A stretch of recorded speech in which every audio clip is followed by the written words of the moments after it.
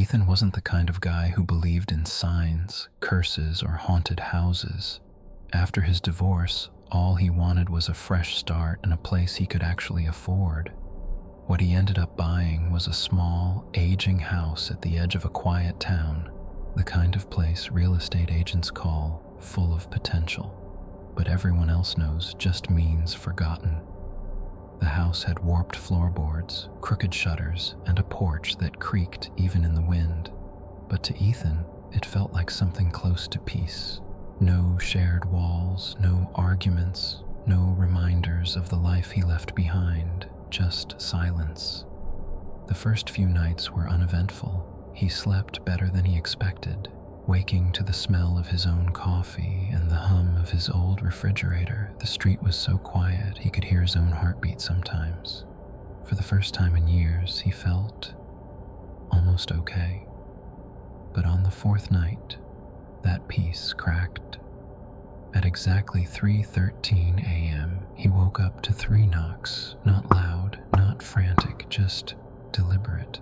3 taps, a pause, then silence. Ethan sat in bed, listening. The house was still. The air felt heavy. He got up, walked to the front door, and opened it. Nobody. Not a sound, not a footprint, not even a breeze.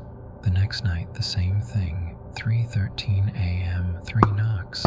When he mentioned it at work, his co-worker chuckled and told him old houses make weird sounds. Probably the pipes, the guy said, or raccoons. But Ethan knew the difference between a pipe and a fist. On the 6th night, the knocking came again. Same time, same pattern. He started writing it down in a notebook because it almost felt like someone wanted to be predictable, wanted him to notice. He called the police.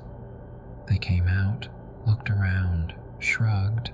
No signs of forced entry, no footprints in the dirt. Nothing on the cameras outside neighboring houses. Probably kids messing around, the officer said before leaving. Still, Ethan installed a cheap night vision camera facing his front door. The next night, he sat up waiting until sleep finally dragged him under. When he checked the footage in the morning, he felt his chest tighten. The street outside was empty. There was no movement, no person, but the sound, 3 sharp knocks, was captured perfectly. Something was knocking, but nothing was there. That's when Ethan started checking inside the house. He tapped walls, lifted rugs, pushed on loose floorboards. In the hallway near the storage closet, one plank sounded different, hollow. He pried it up. Beneath the board was a narrow gap, too small for a person, too strange to be part of the house's original construction. There was a rotting smell, something like damp fabric and old wood. Inside was a small folded piece of paper. He unfolded it. It was a photo. It showed his living room, his armchair, and Ethan himself asleep, the TV glowing beside him, but behind him, deep in the shadows, a face was barely visible, not clear, but unmistakably human, watching. His blood ran cold. That night, the knocking came again, but this time, it sounded like it came from directly beneath the floorboard he had opened. He sealed the board back shut and locked himself inside his bedroom until sunrise. A day later, he set up 2 more cameras inside, one in the hallway, one by his bed. He pretended to fall asleep in the armchair, hoping the cameras would catch whatever was happening. At 3:13 a.m., the knocks came again. 3 taps. The camera recorded them perfectly. When Ethan watched the footage, his stomach dropped. In the hallway camera, just for a split second, something moved, a shadow, fast, low to the ground, gone before his eyes could focus. Then a soft, quiet click, the unmistakable sound of a camera shutter. Then a muffled, breathy laugh. The next day, he showed the footage to his friend Mark, who came over immediately.